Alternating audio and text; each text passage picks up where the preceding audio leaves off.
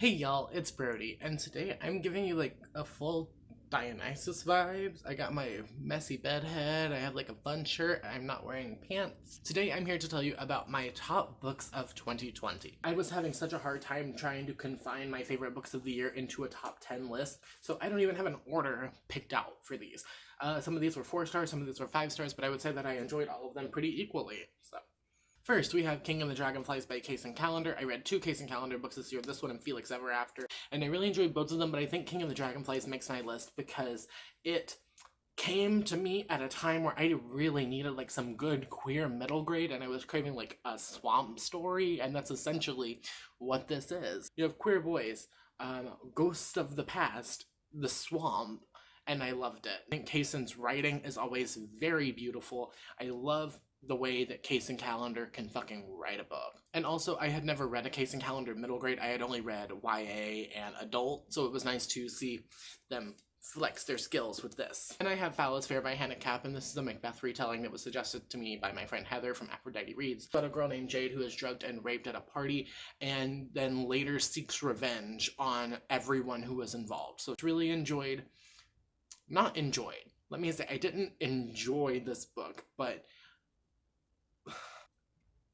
I've always wanted karma to come back to my rapist, and Foul is Fair gave me that outlet. More middle grade, we have Cattywampus by Ashvon Otterloo. This is a queer Appalachian witch middle grade story. Delpha and Katie Bird, who are from rival witch families. Katie Bird is intersex, so that's the rep in here, and they have different kinds of magic. They're both struggling with coming into their own.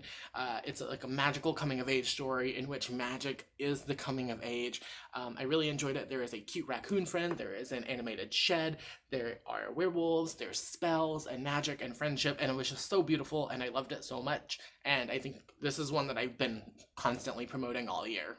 Then we have another arc that I got, and that is Empire of Wild by Sherry Demeline. I talked about this one in a video recommending you spooky books. This is an adult thriller about a Métis woman who lives in Canada, and her husband goes missing, so she's been searching for her husband, and then a year to the day that he goes missing, she stumbles across him, runs into him at this like church tent revival in a convenience store parking lot, and he doesn't remember her, and people start dying, and there's the legend of the Rougarou, which is not a werewolf, but that's the quickest way I can explain it. Think of like a native werewolf. So she has to try and get her husband back, as well as save her family members and her community from the Rougarou and protect herself from dying. This has been described as like a sexual thriller, but it's not too much explicit sex scenes in this, so don't let that put you off of it if you're someone who doesn't like to read explicit sex scenes. White Rider on the Floor by Drew Hayden Taylor. I've talked about this in a couple of videos.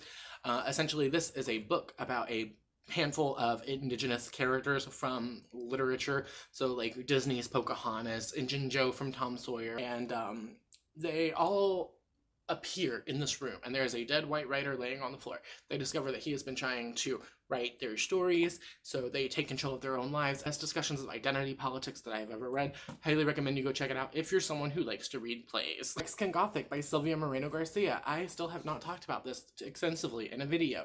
This is about a woman named Noemi who goes to answer this call for help from her cousin, who is being trapped in her family's house. She married into a wealthy white family, and they have trapped her, and she's starting to go mad, and there's some mushroom horror, and some white men who are scummy pieces of shit. Please don't start a discussion in my comments about how I'm anti-white, like that happened in the last video where I talked about this book, because I'm not here for that. It was exactly what I wanted and exactly what I thought it was going to be, so I think that's why I enjoyed it. Then we have the best memoir, nonfiction, graphic memoir thing that I read this year, and that is Everything is Teeth by Evie Wild, illustrated by Joe Sumner. It's basically, y'all know me. If you don't know me, hi, I'm Brody. I'm wearing a shark shirt. I have a Hello Kitty shark Funko Pop right here.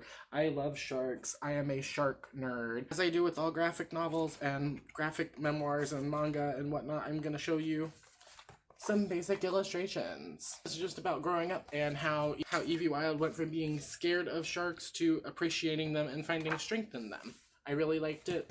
I think you should go check it out. Then we have Full Disclosure by Cameron Garrett, which is so not the norm for what I read this year. I did not read a lot of young adult contemporary romance.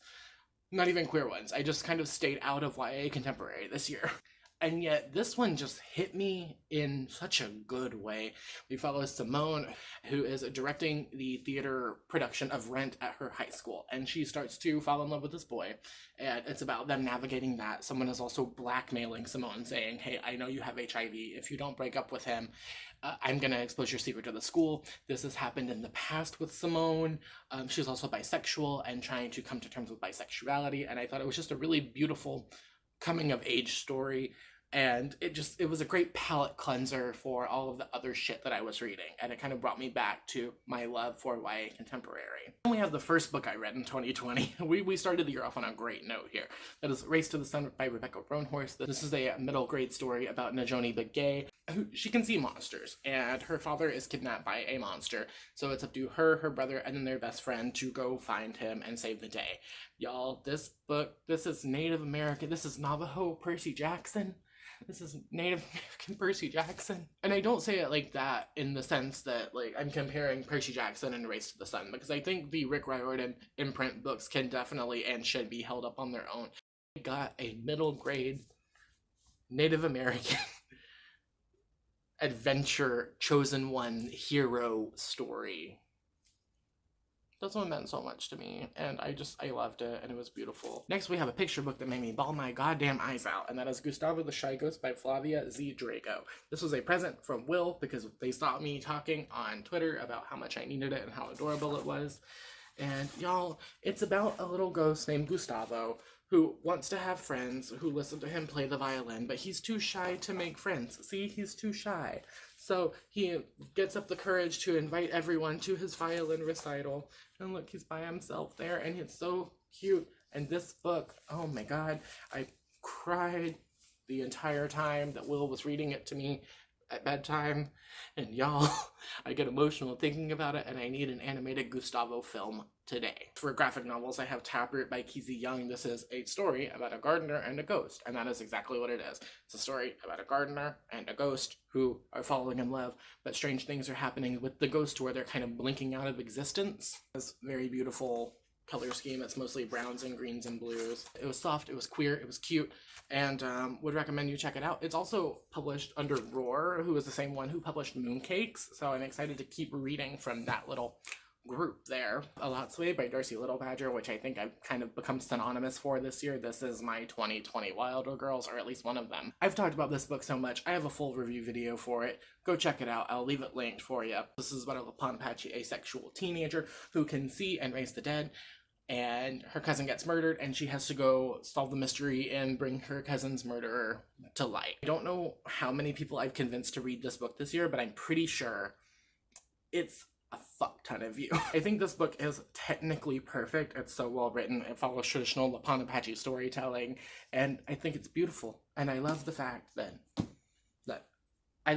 2020 has made it to where I can go buy native books at Barnes & Noble instead of having to order them online from like secondhand stores. I love that. I love that publishers are starting to pay attention, and we're starting to pick up more books, and the community is kind of starting to pay attention. Another soft ghost book. This was a thing this year for me, wasn't it? We have Cemetery Boys by Aidan Thomas, which I have talked about in quite a few videos. This is about a trans brujo named Yadriel who is trying to come into his own, and his family doesn't want him to do the kinseys, which are rituals that will bring a brujo or a bruja to their full powers. And Yadriel and his cousin Maritza decide, since they won't let Yadriel do the kinseys, they're going to do them themselves, so Yadriel can be a full magical powered brujo. So while they're doing that, they accidentally resurrect the ghost of the school's resident bad boy, and this is a paranormal romance kind of whodunit, because people are dying, people are going missing, and the gang has to figure out what's going on. I don't think there has been a book that has been more hyped by book Twitter this year other than Cemetery Boys, and it deserves every single bit of praise I've ever heard it get. Okay, we're gonna power through. I have My Sister the Serial Killer by Oyin Khan Braithwaite. This is a thriller about a woman whose sister kills men. Ayula dates a lot of men, and they die, and then she calls Corriday, her sister, who works at a hospital, to help clean up the mess, and every time Corriday does it because she loves her sister. But then Corriday realizes that Ayula is going after a man that Corriday is in love with. Scandal, thriller, beautifully written, told in like vignette format, fantastic, perfect. Clive Barker's The Thief of Always. This is the graphic novel adaptation. Do you see the art? Do you see the art? Do you see the art? If you like Coraline by Neil Gaiman, I would suggest you read this. It's kind of a similar premise where like children go missing and are promised all of these wonderful things, and then they try to escape, and there's monsters that are trying to stop them. Best anthology I read this year, which is Love Beyond Body, Space, and Time, an indigenous LGBT sci-fi anthology. This one has to do mostly with two-spirit and indigenous queer identities. This is a sci-fi anthology with queer indigenous authors and queer indigenous characters and queer indigenous stories. It was beautiful. It was one of my favorite anthologies I've ever read. Then we have the best poetry collection that I read this year, and I read a lot of poetry this year, but this is Boy in Jeopardy by Ryan Douglas, and this is just a short little collection that my friend Ryan put out. This poetry collection is 33 pages. It made me cry like 7 times, so definitely would recommend you go check it out if you are wanting to get more into poetry. It's quick, it's short, it's accessible. I loved it. We have The Light at the Bottom of the World by London Shaw. Once again, I am ocean trash. So this one, I've been describing it as like a Fast and Furious political intrigue underwater. I follow a teenage Muslim girl named Layla McQueen who is wanting to join this like submersible racing thing. It's an event, a tournament that they have every year where you have to race submersibles underwater. The winner gets one wish granted to them by the government, and she wants to win and then get her dad free from prison. But she finds out that there's more sinister things going on.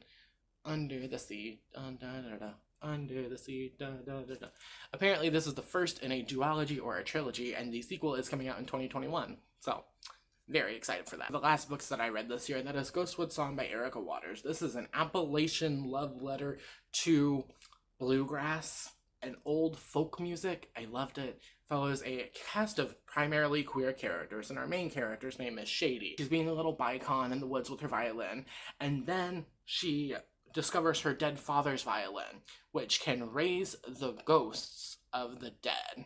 More ghost books. God, I read a lot of ghost books this year. I love the way that poverty is depicted in this book. I love the family trauma that's shown in this book. It was just so good. It was really dark, really atmospheric. I want to see this book made into a movie. Next we have Blaze Wrath Games by Amparo Ortiz. This is about a girl named Lana Torres. She exists in this world where there's a dragon game called Blaze Wrath. And she's always been a fan of Blaze Wrath. She watched it with her father. So something happens, and it leads to her being able to participate in this year's Blaze Wrath Games on the Puerto Rico team. So if you like game books, tournament books, I would recommend it. I'm not a huge dragon person, but I loved the dragons in this book. They are so cute. They have magic powers. There's political intrigue. There's drama. There's celebrityness. There's witches. I loved it. I think this is in like my top 5 favorite books of 2020. And then we have something that you all have been waiting for this entire video, and that is The Only Good Indians by Stephen Graham Jones. Have I pounded into your head enough this year that you should read The Only Good Indians by Stephen Graham Jones? It follows 4 Blackfeet men who one day, years ago, killed an elk. Now the elk is coming back, murder them and their entire families.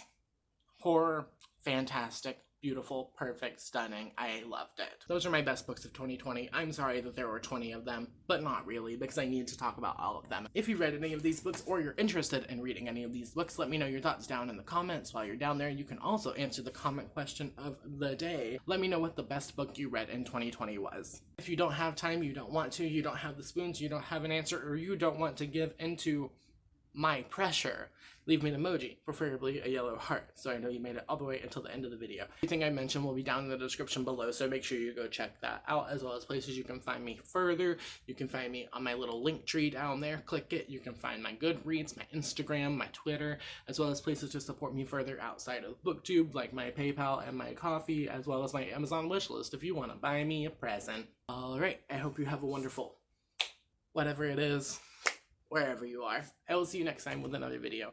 Thank you for watching. Okay, cool. Bye. You get more of this. I'm gonna get scurvy.